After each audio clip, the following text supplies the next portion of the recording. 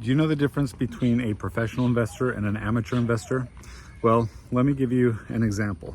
The other day I was at a potluck and I was talking to a neighbor of mine, and he said that he isn't investing in any real estate right now, even though he used to.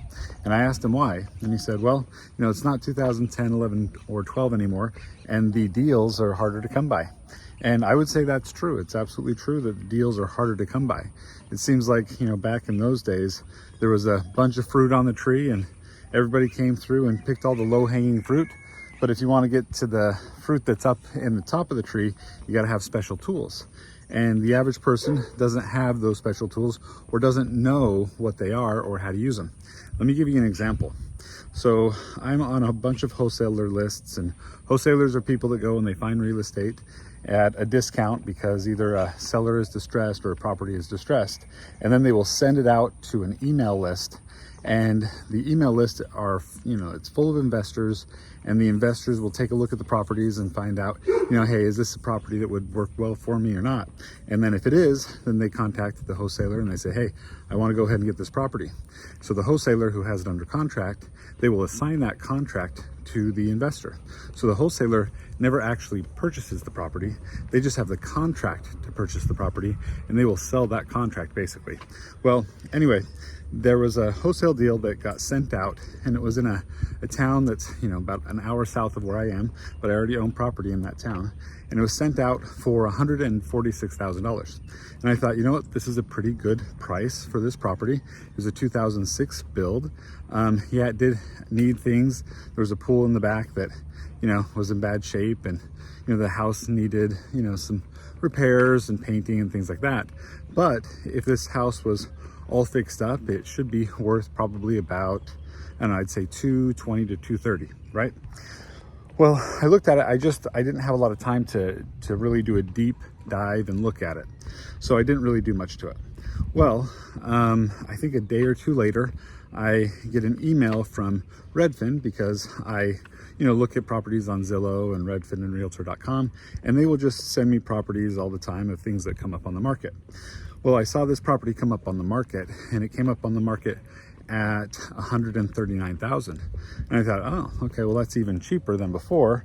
That looks pretty good. So what happened was a wholesaler, they had it under contract, they sent it out, and nobody got it at the $146,000 price point that the wholesaler was sending it out at. And so then they cancel the contract. It goes back to the seller, and the seller puts it back up on the market for $139,000.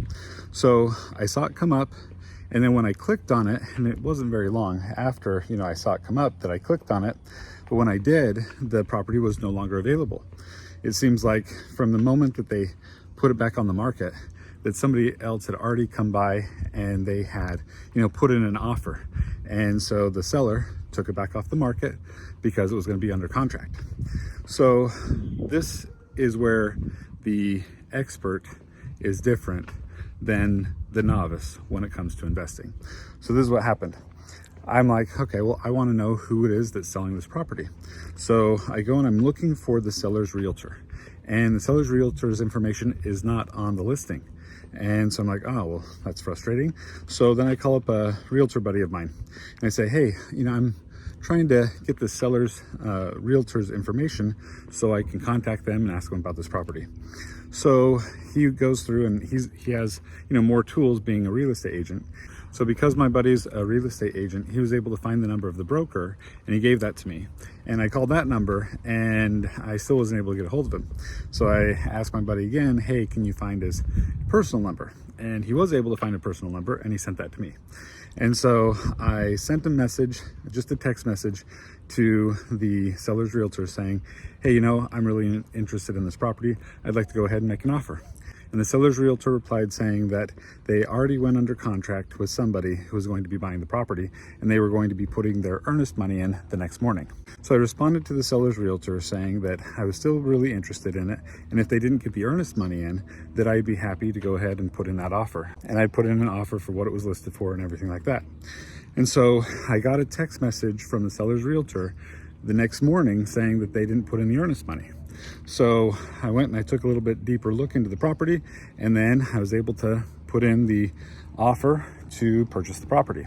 So what I want to say is the difference between the amateur real estate investor and the professional real estate investor is the professional real estate investor understands how to get past certain barriers.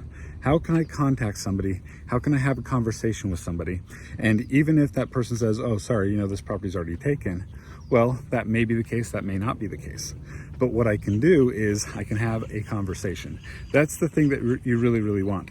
If you want to buy properties, and if you want to keep getting that fruit that's not necessarily at the bottom of the tree, but that's still good fruit, you got to use some tools.